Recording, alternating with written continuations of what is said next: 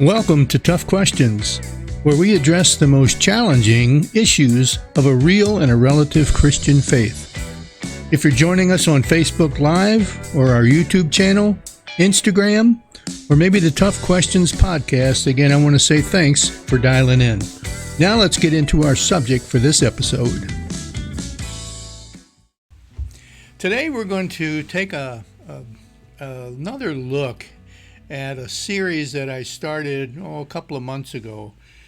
The series was titled Alice, and if you remember, Alice was this African-American woman that was originally a slave and went to work for my parents, my mom's family, down in Savannah, Georgia.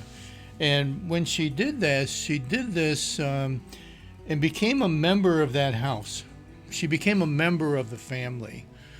Both my mom's parents were working, and what happened was Alice was with the family, working for the family, taking care of kids and all that, and my mom my mom's mom and her dad both passed away, and one of them was an accident and the other one was some kind of an illness. So Alice decided that she was going to care for this family, these kids, these little white kids that she was already living with and caring for. She could have turned around and turned the kids over to the authorities and went on and restarted her life, but she chose not to do that.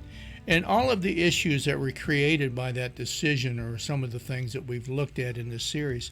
Can you imagine way back, in Savannah, Georgia, a white family with a black lady that's living with the family and taking care of the kids, and all of a sudden the parents are gone, and here's this black lady with these white kids, and there was a lot of opposition to it. Alice hung in there and took care of these kids, even though they were calling for her to stop and for the authorities to take the kids away, and they even burned a cross on their front lawn. So we're going to kind of take a look at that. Again, we're going to look at some of the other issues of racism, and really what it boils down to is the way our heart looks at another individual, at another person. Well, we know that in the culture today, there's a lot of talk about systemic racism. And systemic racism, if we identify it, really is a form of racism that is embedded into the culture as normal practices, or it's embedded into a society or an organization as something that is seen and that is normal. That's what this idea of systemic racism is all about. Well, in this series, as we looked at that earlier, we talked about the time in the Christian church during the Reformation, back several hundred years ago, when the Christian church was dividing itself because of some of the theological differences that people were, one branch said this and another branch said that. And, the Methodism kind of came out of that. And one of the things that they looked at back then was whether or not African Americans even had a soul. Can you imagine what that must have been like in that culture back then?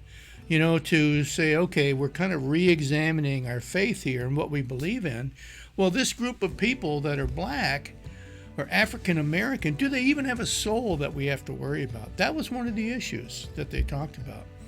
There were lots of other issues too. I mean, we know the slave-based labor in southern states, that was embedded in the economy. It was part of what was normal back then. We looked at an individual by the name of Pierre Toussaint.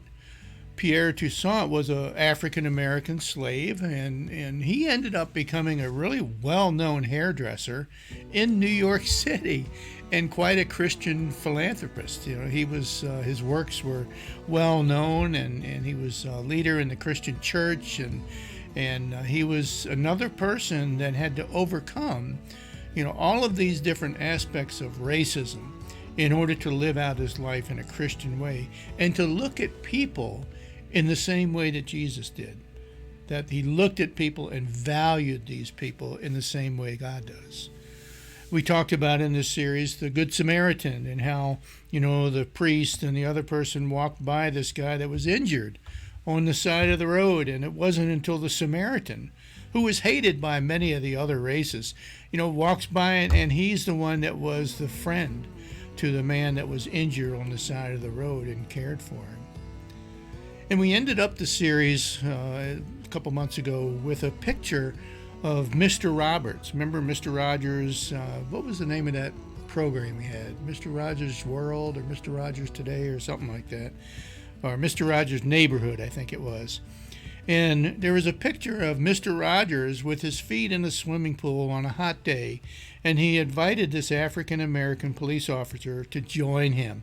And this picture was what we would call viral today, and kind of sent all kinds of, resonances throughout the culture and around the world as everybody was fighting over some of these issues of racism and how we looked at each other and how one race looked at another race, and as a Christian, how we could learn to love somebody in the same way that Jesus loved them. Here's this picture of Mr. Rogers, who was very well known, sitting with an officer, the law, a black officer, with his feet in the pool. Well, it brings up some other issues too that I want to take a look at, and that is, did Jesus or the world in Jesus' day, did it experience racism too? Well, of course it did. There was the Jews and the Gentiles and the Romans and the Samaritans, and there were several other races too, and they all seemed to be at odds with each other. And yet here's Jesus, and he's preaching to people to love your neighbor as yourself. If something stands in the way of you doing that, then cut it off. It's better to enter into the kingdom of heaven with an eye missing than it is to, go into, the abyss with both eyes. So, Jesus was very much preaching that, we need to look at people and love each other in the same way that God loves people, the way that Jesus did. So racism is not just a black and white issue. It's an attitude that stems from a person's heart that says that I'm better than you. And this attitude that stems from hearts, it will bring us to a point to where we have this idea or this sense of superiority. And it always ends up reducing the personal freedoms of the other person or the other group of people, the benefits and the opportunities that they have to live a good and a productive life, especially, a productive Christian life. In many ways, what this series of Alice has taught us is that the things that are in our hearts are the things that come out of our hearts. The things that are in our hearts are the things that come out of our hearts. And I want you to know, as a pastor, I do a fair amount of counseling with people, and I talk to people about their relationships with others and, about some of their attitudes about the world and other peoples, and, all kinds of things come up in our conversations. And sometimes what we experience is this frustration because I want to change, but I don't know how to change. Or I'm trying to change, and, I just can't seem to get it done. Or if somebody's overlooking a struggle with another individual, maybe a spouse or a boyfriend, girlfriend has a struggle with racism in some respect. I hear this too, that, I'm just tired of waiting for them to change. I'm just tired of it, and I want things to be different. A lot of times we judge people based on the experiences of our life. We look at people or groups of people, and maybe we know a few that are members of that particular group or culture, and we base everything that we know about them or feel about the other people based on our experience with just a few. And our hearts really aren't ready to go any further than that. So, as a Christian, as I look at the struggles of racism, and in the past as well as today in the world, why is it that people continue to value others and to judge others based on not the whole picture? Why do we look at people that, have grown up in different cultures or different ways as being less than who we are? How is it that we can look at someone and say, in your heart, maybe don't use these words, but the attitude that's there is that, well, I'm better than you. I'm better than you.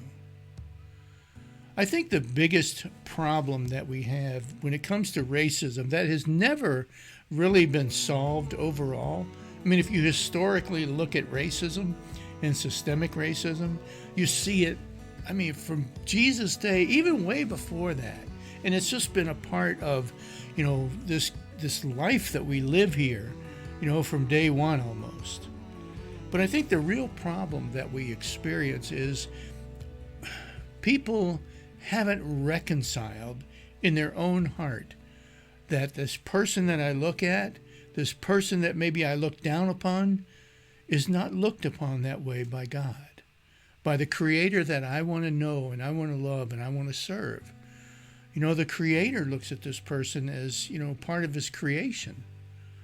And like all of creation, part of who we are is the situation and the surroundings that we grow up in, the time period, the family structures, the world views that we have to live in and decide whether we're going to adopt them or not, Part of the way we are is the way that we have lived in this world.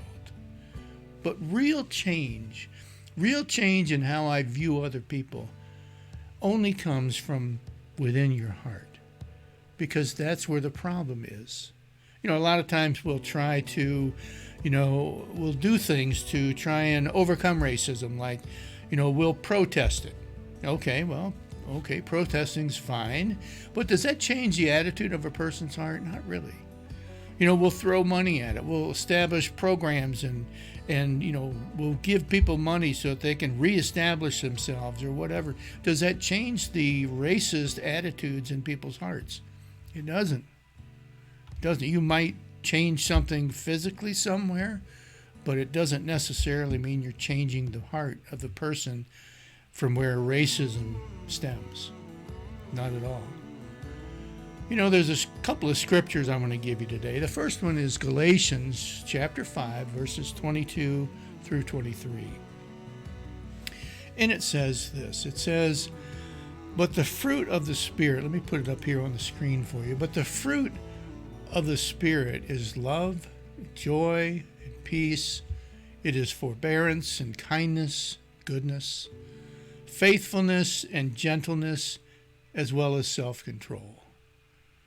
The unchanged heart, the heart that doesn't live according to the fruit of the Spirit. See, it's talking about the fruit of the Spirit. It says when you allow the fruit or the Spirit of God to come into your heart and actually take control and to rest in your heart, that's when you start to see things in the same fashion that God does. That's when you start to see people as being worthy of your honor and your respect and your love and your caring, the same way that God calls us to be with all people. He calls us to really submit our will to His will, and to submit our will to His will is part of that is to see things the way that God sees them. It's very easy for us to make judgments about people based on what we see or what we feel or what we experience. But the Creator God, the one that knows us intimately, the one that knows how we're wired and what experiences we're going to have, what decisions we're going to make, what things will affect us along this journey of life. He looks at the individuals, all of the individuals that He's created, and says, you are of absolute, tremendous worth, infinite worth, and I love you beyond anything that you could ever imagine. So I send my Son to provide a way for you to come back home. Why is it that I don't always see people the same way? When I'm interacting with other people and stuff. I don't always do that. But I need to, because if the Spirit of God is really resting in me, if it's really there, then this idea of love and joy and peace and forbearance and kindness and all that is very easy to come by.